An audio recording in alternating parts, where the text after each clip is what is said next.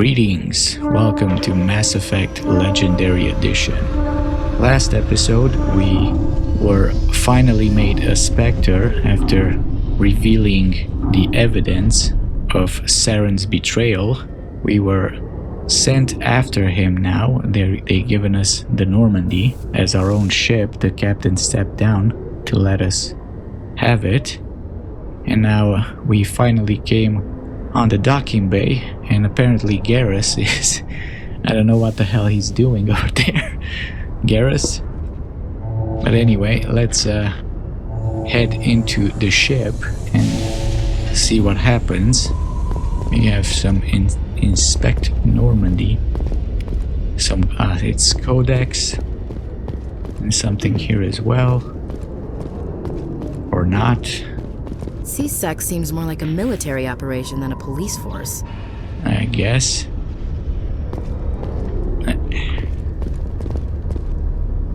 Let me inspect. It won't let me inspect.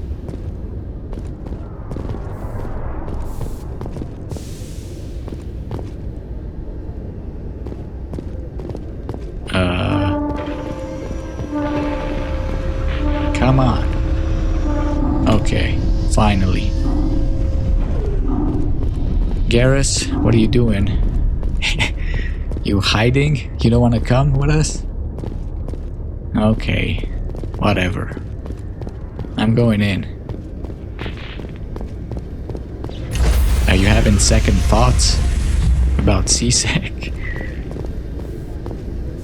Stand by, shore party. Decontamination in progress. I heard what happened to Captain Anderson. Survives 100 battles and then gets taken down by backroom politics. Just watch your back, Commander. Things go bad on this mission, you're next on their chopping block. Well, this feels wrong.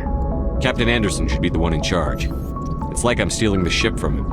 Yeah, the captain got screwed. But it's not like you could have stopped it, nobody's blaming you. Everyone on this ship's behind you, Commander, 100%. Intercom's open. If you got anything you want to say to the crew, now's the time. Okay, let's make a speech. Now we do things my way. This is Commander Shepard speaking. We have our orders. Find Saren before he finds the conduit. I won't lie to you, crew. This mission isn't going to be easy. Eden Prime was just a start. This began with an attack on a human settlement in the Traverse. But we know Saren won't stop there. His Geth armies aren't going to stay on the far fringes of Citadel space.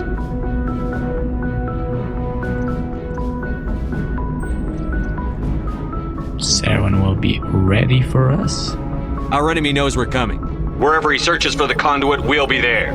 We will hunt him to the very ends of the galaxy and bring him down. Everyone's counting on us. Humanity needs to do this. Not just for our own sake, but for the sake of every other species in Citadel space. Saren must be stopped. And I promise you all, we will stop him. Well said, Commander. Captain will be proud. The captain gave up everything so I could have this chance. We can't fail. Yes, sir. Yeah. Okay, we made our speech. And we're finally back on the Normandy. Looks like it's been so long. That Citadel sequence was really long. More Codex. Let's talk to people now. Commander, something you need? Yeah. The ship status report. Are we ready to take off? How's the Normandy performing? Is she everything they said she'd be? She's the best ship in the fleet. If you've got a pilot who knows how to handle her. Balance isn't what you'd expect. Takes a while to get used to that oversized drive core we got stuffed in the back, and her power can sneak up on you if you're not careful. The Normandy's probably too much ship for your average Alliance pilot, Commander. Lucky for you, I'm anything but average. Well, that's great to hear. I just want to talk.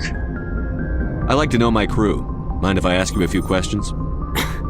I can see where this is going. You did a background check on me, didn't you? Well, I'll tell you the same thing I told the captain. You want me as your pilot. I'm not good. I'm not even great. I am the best damn helmsman in the Alliance fleet. Top of my class in flight school, I earned that. All those commendations in my file, I earned every single one. Those weren't given to me as charity for my disease. Disease? Okay, I didn't mean to insult you. I'm sorry, Joker. I didn't even know you were sick. You mean you didn't know? Oh, crap. Okay, I've got Wrex syndrome, brittle bone disease. The bones in my legs never develop properly. They're basically hollow, too much force and they'll shatter. Even with crutches and my leg braces, it's hard to get around. One wrong step and crack! It's very dramatic, but I've learned to manage my condition, Commander. Put the Normandy in my hands and I'll make her dance for you. Just don't ask me to get up and dance unless, you like the sound of snapping shin bones. Okay. Tell me about your disease a little more, because I love it. I need to know more about this Wrex syndrome if I'm putting my ship in your hands. Yeah, of course you do. It's an extremely rare condition. Nobody knows exactly what causes it. Genetic, maybe. It's treatable, but there's no cure. They classify my case as moderate to severe. I was born with over a dozen fractures, hip, thighs, ankles. My bones were already breaking in the womb. 100 years ago, I wouldn't have survived past my first year. Lucky for me, modern medical science has turned me into a productive member of society. How do you do your job? You're not gonna break a bone trying to fly the ship, are you? I don't fly with my feet, Commander, so I'm fine as long as I'm in this chair. I gotta be real careful when I get up to take a piss, though. I can do my job as well as anyone on the ship. Better, actually. So don't worry about it. Okay, Mr. Sarcastic. Let's change topics. I'm not trying to make you uncomfortable. Let's talk about something else. Whatever you want, Commander. How'd you get your nickname? Why does everyone call you Joker? It's a lot shorter than saying Alliance Flight Lieutenant Jeff Moreau. Plus, I love to make little children laugh. Yeah, right. I was just thinking how much you remind me of Santa Claus. Look, I didn't pick the name. One of the instructors in flight school used to bug me about never smiling. She started calling me Joker, and it stuck. She was a Batman fan. So you were unhappy? Why didn't you ever smile? Hey, I worked my ass off in flight school, Commander. The world's not gonna hand you anything if you go around grinning like an idiot. By the end of the year, I was the best pilot in the academy, even better than the instructors, and everybody knew it. They'd all got their asses kicked by the sickly kid with the creaky little legs. One guess who was smiling at graduation? Okay. So, you know how you said, in the beginning that you don't like specters? They're always trouble. You don't like having them on the ship. So, how do you feel about it now? I have to go. All right, see you. Alright, let's stop teasing Joker. Presley, how you doing? If anyone has to take over for Captain Anderson, I'm glad it's you. I'm not sure about having non-humans on our ship, though. Not this again, Presley.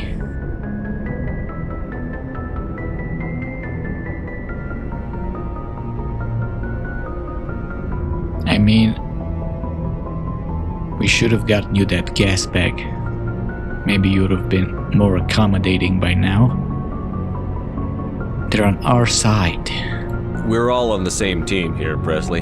With all due respect, sir, that's what they said about Nihilus. Look how that turned out. What do you mean? He died. He was killed. Speak freely, Presley. I want to know if you have a problem with non-humans. It's not that, Commander. Humanity has always handled its own problems. Saren attacked one of our colonies. We should be the ones to stop him. We don't need their help. Yeah, but we're still doing it. They just help us. What? Some people think asking for help is a sign of weakness. That's just being stupid and stubborn. No matter how strong you are, allies can make you stronger. Right. I guess so. Maybe I'm just stuck in the old ways of thinking. But don't worry, Commander, this won't be a problem. Okay. Personal questions, Shepard's favorite. How did you end up assigned to the Normandy? I signed up with the Alliance as a navigator right out of school, following in my grandfather's footsteps, I guess. My first posting was on the Agincourt. We were one of the first reinforcements to arrive at Elysium after the Blitz hit. Those raiders were no match for an Alliance frigate. Of course, the only reason the colony was still standing was because of you, Commander. I can't believe you held out as long as you did. Well, How did you end up on the Normandy? I got my officer's commission after Elysium. Must have made an impression on the right people. Captain asked for me when he was picking his crew. okay. Well, that's enough for now, Presley. See you later. Keep navigating. Carry on, Presley. Yes, sir. Okay. What else we got here? We have any codexes hidden around? Not much. How about the conference room here? Nope. Okay. Let's go down.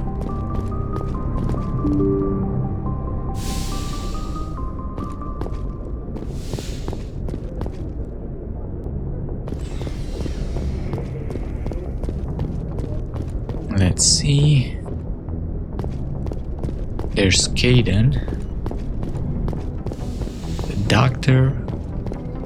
She's here. You have anything to say, Doctor? Yes, Commander? Is there something you need? No, the same things. Okay. I should go. Goodbye, Commander.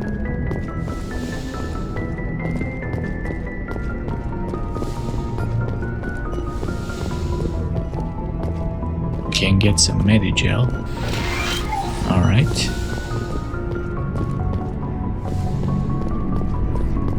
We got the sleeper pod.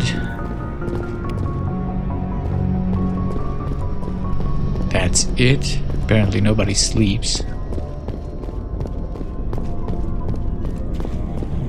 We got our...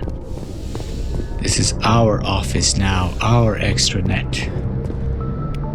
Yes. Okay. Kaiden, what are you doing there? You're fixing your... It's a hologram.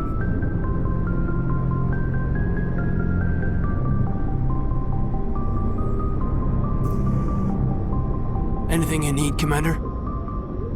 Tactical appraisal. What's your opinion on the last mission? I don't see how we could have done things any better. At least not without getting to Eden Prime sooner. And we were on the scene faster than any other Alliance ship could have been. Yep.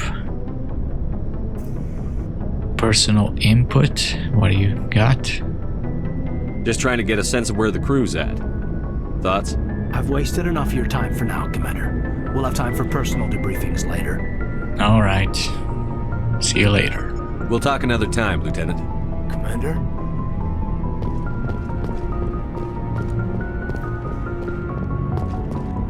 Well, it's the cargo bay next.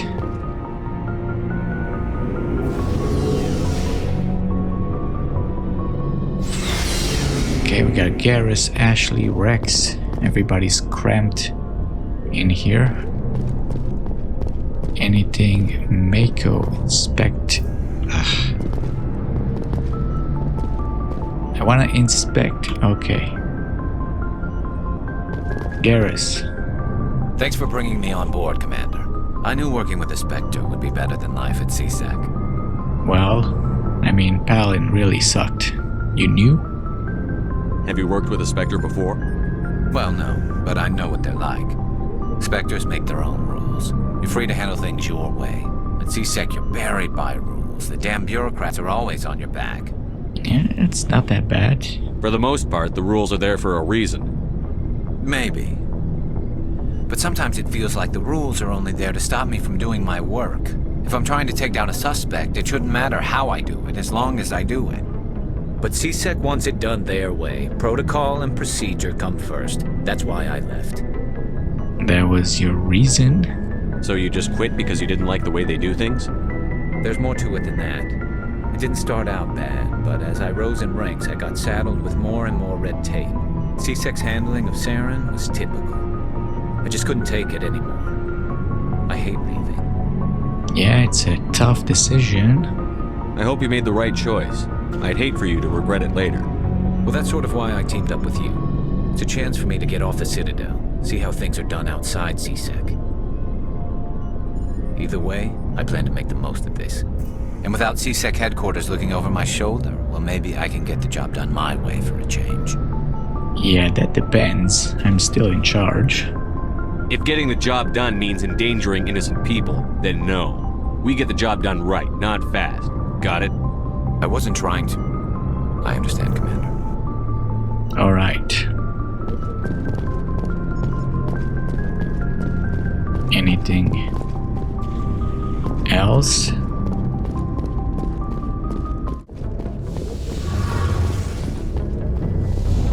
All right, what do we got here? Engineer Adams. Hey, Commander, you know that Quarian, Tali? She's been spending all her time down here asking me about our engines. Is she bothering you? I'll tell her to leave you alone. What? No, she's amazing. I wish my guys were half as smart as she is. Give her a month on board and she'll know more about our engines than I do. She's got a real knack for technology, that one. I can see why you wanted her to come along. Yeah, she's useful. I figured she'd be a real asset to the team. You've got an eye for Tali, Commander, but I'm guessing that's not why you came down here. I came down here for personal questions. You know me. Where else have you served, Adams? If you name a class of Alliance ship, I probably served on it. Everything from dreadnoughts and carriers right down to frigates like the Normandy. My last assignment was on the Tokyo, only a cruiser, but she was a good ship. Couldn't hold a candle to the Normandy, though. Okay, tell me about the Normandy. I want to know more about the Normandy. She's the best ship I've ever served on, probably the fastest vessel ever designed. And she's the only one using the new Tantalus drive core. The drive core? What's so special about the Tantalus drive core? Proportionally, it's about twice the size of any other vessel. Not only are we faster, we can run at FTL speeds longer before we have to discharge the core. I see. And the stealth systems? Fill me in on the IES stealth systems. How does it work exactly? You can't hide a ship out in space. They emit too much heat and radiation. Too easy for sensors to pick them up, unless you find a way to capture those emissions. So our stealth systems trap the energy we give off in storage sinks built into the ship itself. No emissions to give away our location. Eventually the sinks have to be vented. More than a few hours silent running and they overheat. Cook us inside our own hull. So we're invisible? There's no way for anyone to detect us? A visual scan can still pick us up. Anyone looking out a window can see us plain as day. But you have to be pretty close to get an actual visual out in space.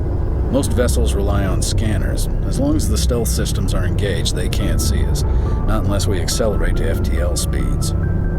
FTL gives us away. Why doesn't it work with faster than light travel? Cranking up the FTL blue shifts our emissions, pushes them into frequencies too high to capture in the sinks. As soon as we make the jump, it's like setting off a flare. Sensors can pick up our location whenever we enter or exit FTL flight, but for short-range missions, our stealth systems are amazing, and we've got the only one. That's great to hear. Alright, thanks. Carry on, Adams. Aye, aye, Commander. You got more codex from that? Okay, Tali, how you doing? Your ship's amazing, Shepard. I've never seen a drive core like this before. I can't believe you were able to fit it into a ship this small. I'm starting to understand why you humans have been so successful. I had no idea Alliance vessels were so advanced. Yeah, it's kind of special. It's not really. It's more of a prototype. The Normandy's a prototype. Cutting-edge technology. A month ago, I was patching a makeshift fuel line into a converted tug ship in the flotilla. Now, I'm sitting on board one of the most advanced vessels in Citadel space. I have to thank you again for bringing me along. Traveling on a vessel like this is a dream come true for me. Yeah. I feel like, Tali kind of secretly joined because of the Geth. The implications that a Geth are somehow partnered with an organic.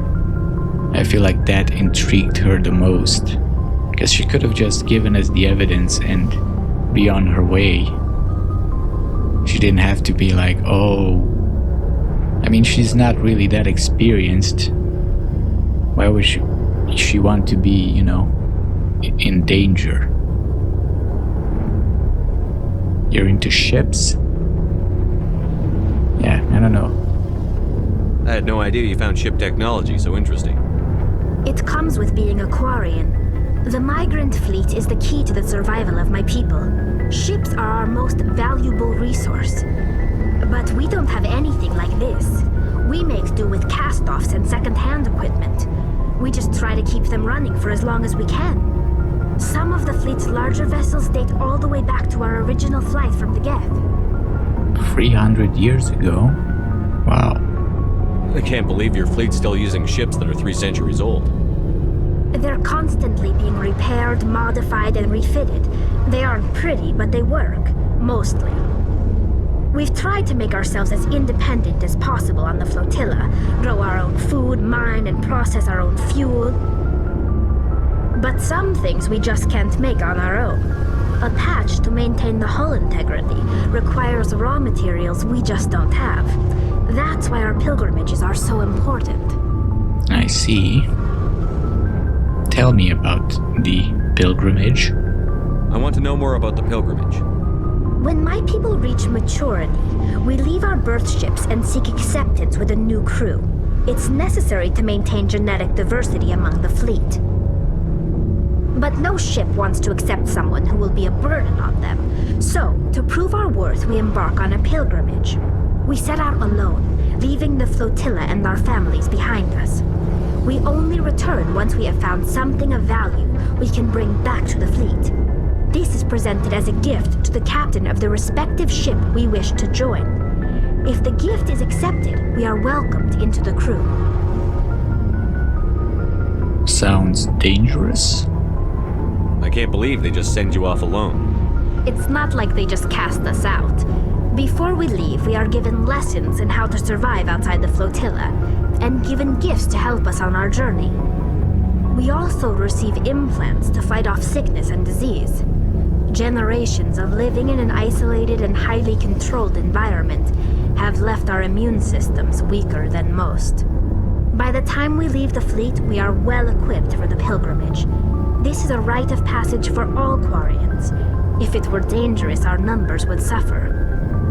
Virtually every pilgrimage ends with a triumphant return and the ritual presentation of the gift to one of the fleet's captains. Well, that's nice. Do they always accept the gift? Can a captain choose to reject the gift? That doesn't happen often. Most captains are eager to increase the size of their crew. It increases their own standing in our society. Even when the gift is not particularly valuable, the captain usually accepts it out of a sense of tradition. However, there is a stigma to presenting a substandard gift. It's not the best way to make a good impression on a new community. Most pilgrims don't return until they find something worthwhile. Okay. Let's change topics. I want to talk about something else. Like what? Like the Quarians. Tell me about your people. Our lives aren't easy.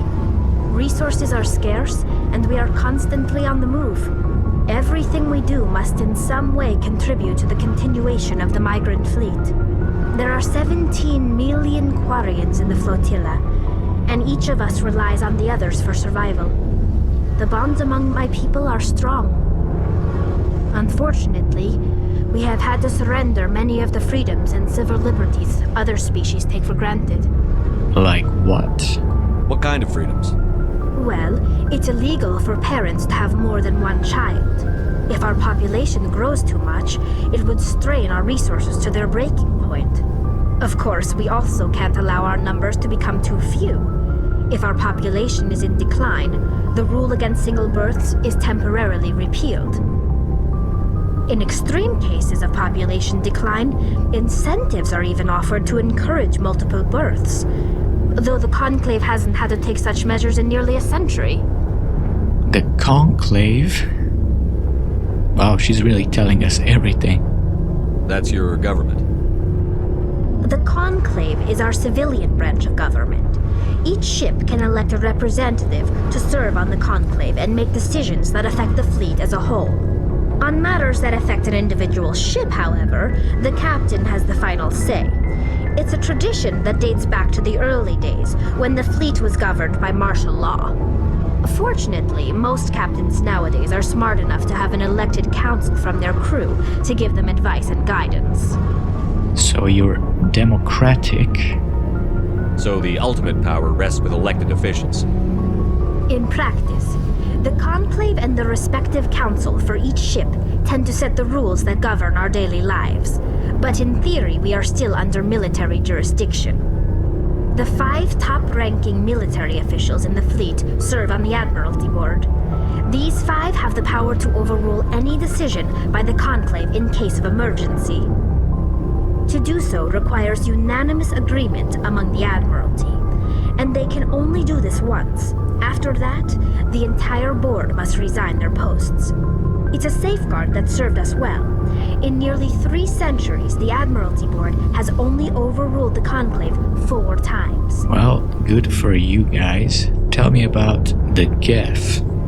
I want to know more about the Geth. I doubt I can tell you anything you don't already know. It's been almost 3 centuries since they drove my people into exile.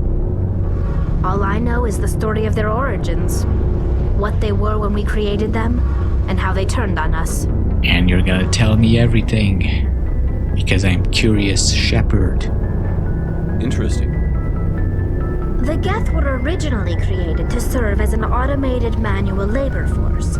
Initially, their intelligence was as limited as any VI. Over time, we made small modifications to their programming to allow them to perform more varied and complex tasks, bringing them closer and closer to true AI status. Yeah, isn't AI research illegal? How come the council didn't step in and stop you?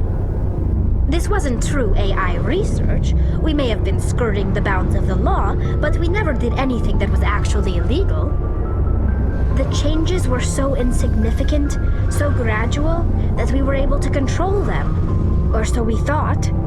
But one thing we underestimated was the power of the neural network. A million Geth thinking simultaneously created an inherently unstable matrix.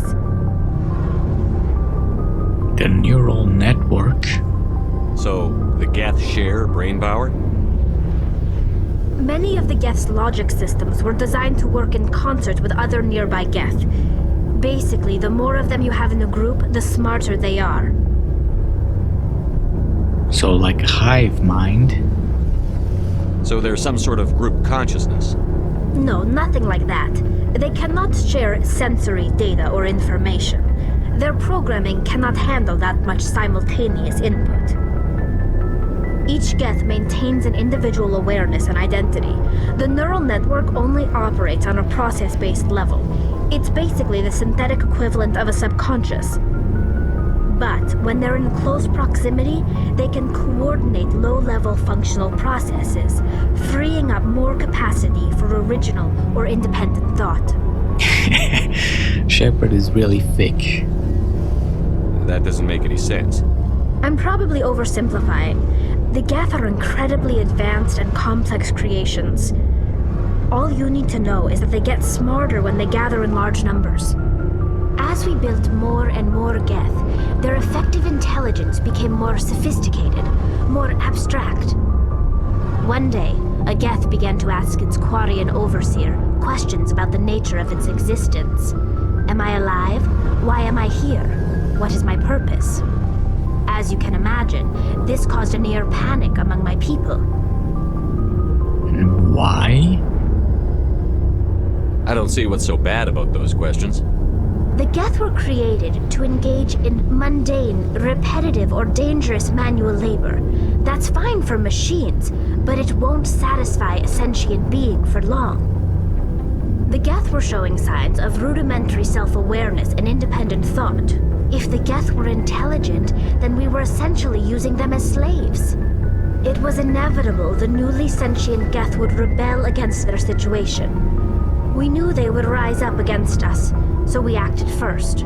A general order went out across all Quarian-controlled systems to permanently deactivate all Geth. The Geth responded to this order violently. Well, I mean, you could have researched if they were actually alive. And then, if they were, maybe free them? I don't know. Just putting it out there. So yeah, they defended themselves. You can't blame them for fighting for their survival. We had no other choice. The Geth were already on the verge of revolution. By acting quickly, we had a chance to end the war before it began. The hope was that most of the Geth would still be little more than machines, incapable of organized resistance. But they had progressed much further than anyone anticipated. The war was long and bloody. Millions upon millions of Quarians died at their hands. In the end, we were forced to flee our own homeworld. We feared the Geth would pursue us, but they never came beyond the Veil. Now we drift through space, exile searching for a way to reclaim what was once ours. Yeah, serves you right. They defended themselves, right? It's hard to feel sorry for you. Your ancestors tried to wipe out another species. We made a mistake when we created the Geth in the first place, but we did not make a mistake when we went to war against them. If we had not acted, they would have wiped us out. They're a synthetic life form. They have no use for organics. None. Why do you think they cut themselves off from the rest of the galaxy? Why do you think they've killed every organic being who's ever tried to contact them? Not everyone. They didn't kill Saren. What does that tell you? The Geth are not innocent victims in all this. They're the enemy. They want to destroy us. Not just the Quarians. All organic life. That's why they've joined up with Saren. And that's why we have to stop him. Okay. Fine. Well, see you later, Tali. I should go. See you later.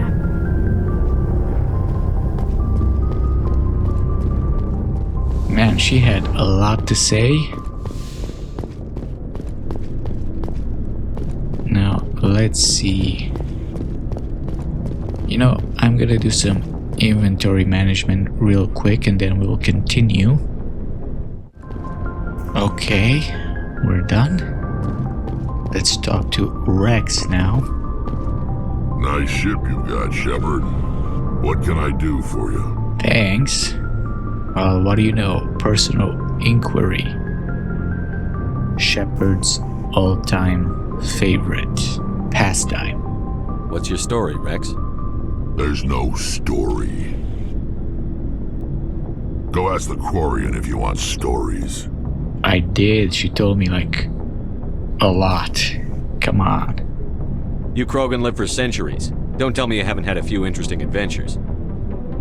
Well, there was this one time the Turians almost wiped out our entire race. That was fun. Yeah, I bet. I heard about that. They almost did the same to us. It's not the same. It's not? It seems pretty much the same to me. So your people were infected with a genetic mutation? An infection that makes only a few in 1,000 children survive birth? And I suppose it's destroying your entire species? Yeah, Shepard. Take that back. I suppose it isn't all the same. I don't expect you to understand, but don't compare humanity's fate with the Krogan. Touchy subject. I was just making conversation. I wasn't trying to upset you. Your ignorance doesn't upset me, Shepard. As for the Krogan, I gave up on them long ago. The genophage infected us, but it's not what's killing us. Really? Then what is causing your extinction? Are your people really dying? We're sure not getting any stronger. We're too spread out. None of us are interested in staying in our own system. So? Lots of species have left their homes and prospered. But they go to colonize new worlds. We're not settlers. We're warriors. We want to fight. So we leave. Hire ourselves out. And most of us never go back. Yeah. So tell me about this genophage. What can you tell me about the genophage? Ask the Solarians if you want details. They made it. All I know, it makes breeding nearly impossible. Thousands die in stillbirth, and most never get that far. Every Krogan is infected, every one. And no one's rushing to find a cure. What? Why don't the Krogan try to find a cure? When was the last time you saw a Krogan scientist? You ask a Krogan, would he rather find a cure for the genophage or fight for credits? He'll choose fighting every time. It's just who we are, Shepard. I can't change that. Nobody can. Alright, fair enough. So long, Wrex. Shepard. Okay. And finally, Ashley. Commander? How we doing? What's your opinion on the last mission? Kinda wish you'd got there sooner, Commander. No offense, I appreciate the rescue. I just wish... that we saved your unit. You wish we'd been able to save the rest of your unit? Yes, sir. If I had been more alert, we wouldn't have been cut down by an ambush. Don't worry. The Geth are perfect ambushers. They don't move, they don't make noise, they don't even breathe. Sir, they have flashlight heads. I'll make sure it doesn't happen again. Okay. Can we talk? Do you have a few minutes to talk one-on-one? I'm sorry, Commander. I need to get my duty squared away. I wouldn't mind talking more later, though. Okay. Bye. Dismissed, Chief. Sir.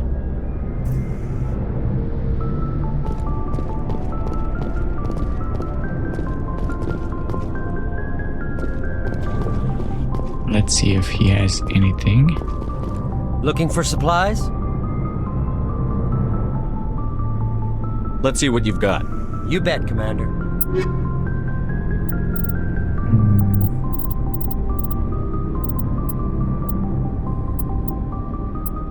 Yeah, not much. Can I sell?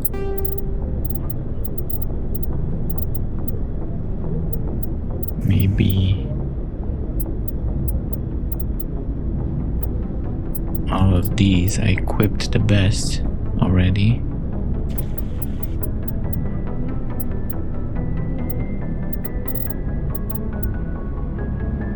Sell a chuck. Alright, thanks.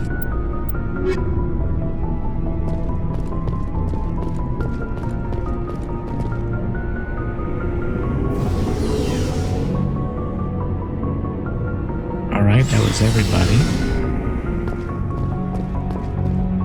I think.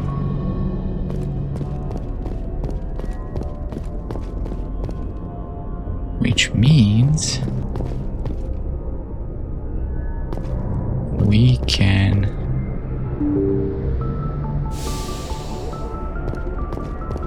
probably get out of here. But we will be reading some codexes for the rest of the episode, and we will start going out into the galaxy in the next one. So let's see some secondary ones. We did this. The genophage bioweapon was created to end the Krogan rebellions. From the start, the Krogan had overwhelmed the Council. Only timely first contact with the Turians saved the Council races. Lucky for them, the Turians fought the Krogan to a standstill, but sheer weight of Krogan numbers indicated the war could not be won through conventional means. The Turians collaborated with Salarians to genetically engineer a counter to the rapid breeding of the Krogan. The genophage virus gained the energy to replicate by eating key genetic sequences.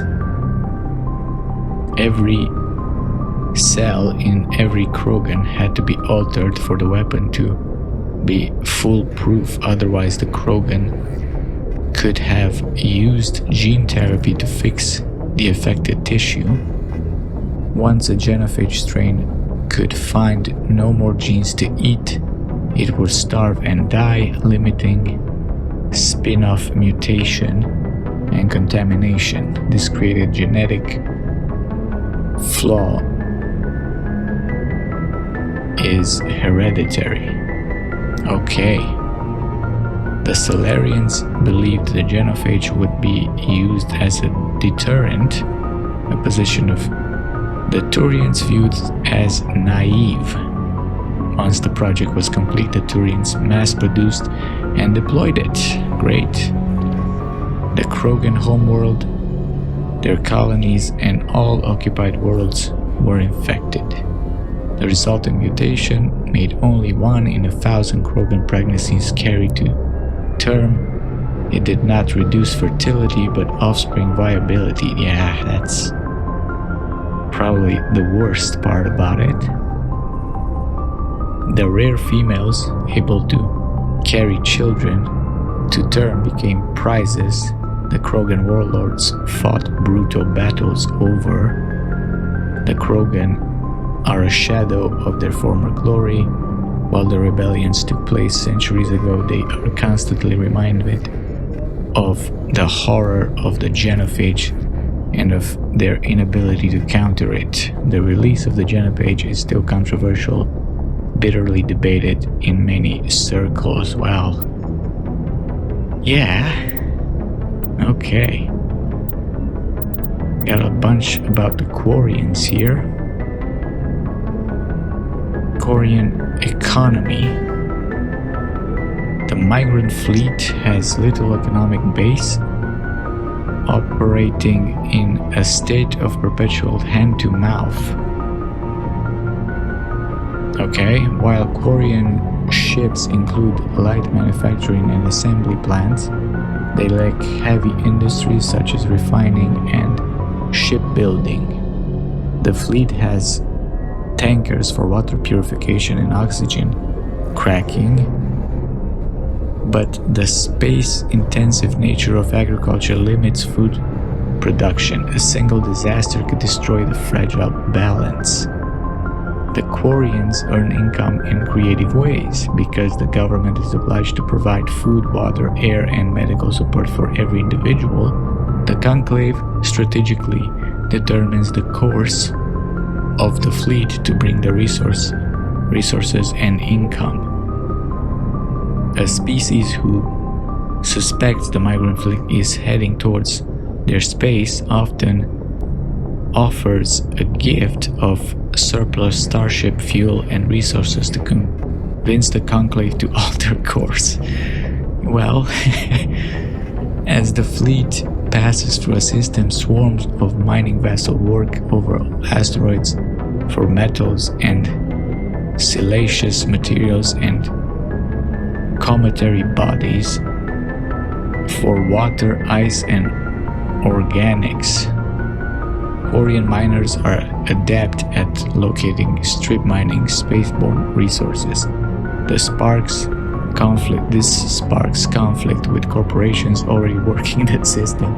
Large mining concerns spends millions of lobbyists and public relations portraying the Quarians as locusts devouring the resources of a system before moving on. Well, I guess the council can't really do anything. I mean, they pretty much disowned the Quarians from the galaxy. The greatest asset of the Quarians is their rarefied skills. Most are experienced miners. Due to their life of perpetual salvage and repair, they are skilled engineers and tacticians. More than once, the very corporations that lobby against the Quarians have made backroom deals with the fleet, arranging for skilled Quarians to fill space engineering jobs that other species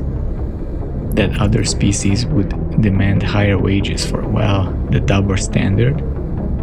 Quarians are widely hated among the working classes. The Quarians are coming to take our jobs is a common response to the fleet's approach. Wow. Well, that was interesting. Let's see, the Quarians' government. I mean, we just heard from Tali about this. Due to the Quarians' precarious existence and the need to enforce strict rationing, government is somewhat autocratic. Makes sense? The migrant fleet's operations are directed by the Admiralty, a board of 5 military officers who are advised by the legislative body called the Conclave. Each vessel in the fleet has the right to send representatives to the Conclave aboard the flagship. The number of representatives is based on crew size. Larger clans with bigger ships and more votes form the cores of political blocs. Interesting. Opposition comes from the Outriders coalition, which with the delegates from thousands of smaller ships. The Admiralty defers to the Conclave's decisions in most circumstances. However, if all 5 members agree that a Conclave decision jeopardizes the survival of the fleet and cannot get the Conclave to address their concerns, they have the right to summarily overturn the legislative decision. After the Admiralty uses this extraordinary power, they must resign. If the Admiralty does not step down after using their veto, the rest of the military is obliged to arrest them. Each ship captain has authority over his vessel, but it is advised by an elected civilian council, just as the Admiralty is advised by the Conclave. Okay? This relationship may range from cooperation to polite tolerance to outright hostility, but any captain who overrules his council without good reason is relieved of command by the Admiralty. Many Quarian ships are owned by clans who pool their resources to purchase used vessels from private sellers. Large ships are prestigious for big rich clans, but a small ship means status for a small clan with enough personal wealth to afford a private vessel. Clan vessel captains are not subject to dismissal by the Admiralty.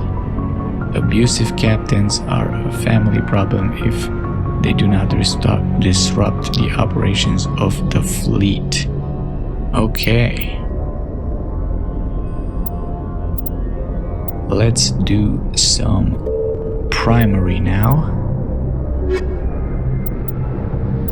We did these. 50. We did. In the early the 2160s, when the Asari discovered the Citadel, they also discovered the Keepers, a docile, multi-limbed insect race that seemingly exists only to maintain and repair the Great Prothean Station. Early attempts to communicate with or study the Keepers were failures. and it is now illegal to interfere with or impede Keeper activity. Because they are completely non-threatening, Keepers have become virtually invisible to everyone else. Similarly, they seem indifferent to other species, except for their tendency to help new arrivals integrate themselves into the Citadel. No matter how many Keepers die due to old age, violence, or accident, they maintain a constant number. No one has discovered the source of new Keepers, but some hypothesize they are genetic constructs, biological androids created somewhere deep in the inaccessible core of the Citadel itself. Yeah, I don't know if I would have trusted finding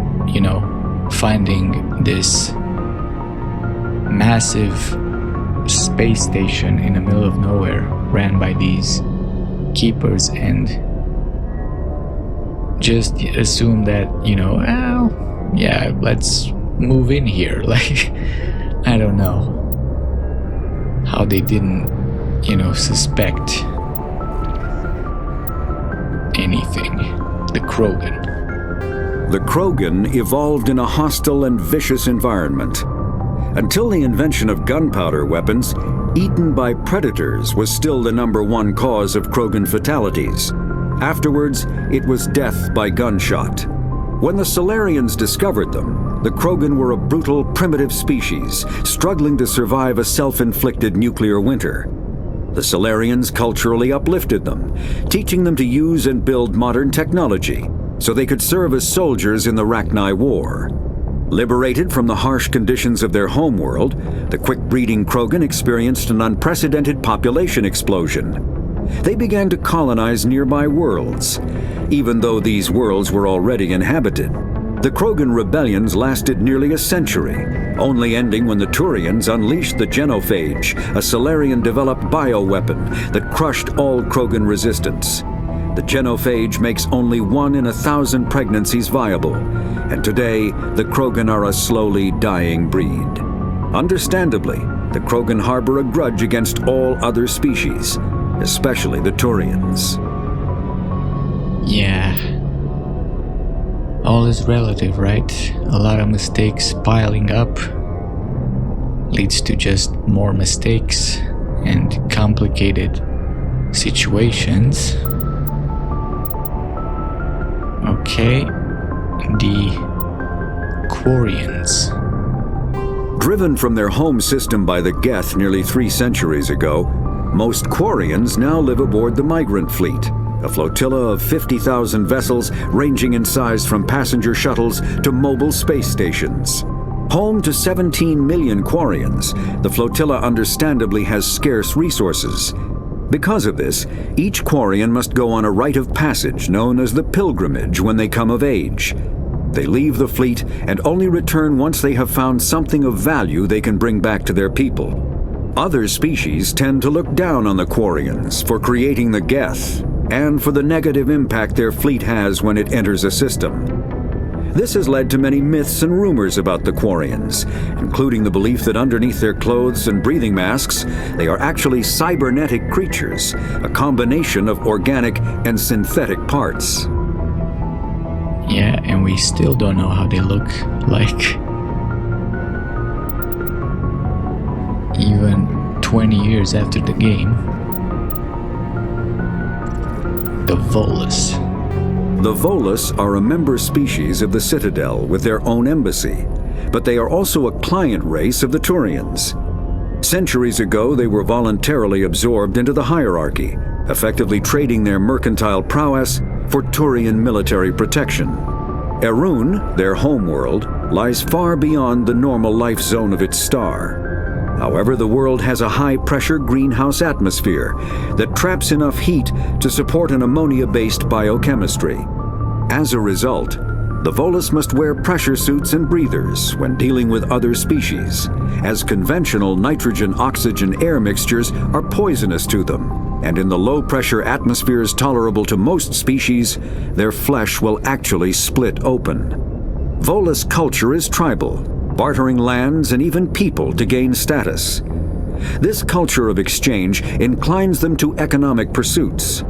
It was the Volus who authored the Unified Banking Act, and they continue to monitor and balance the Citadel economy.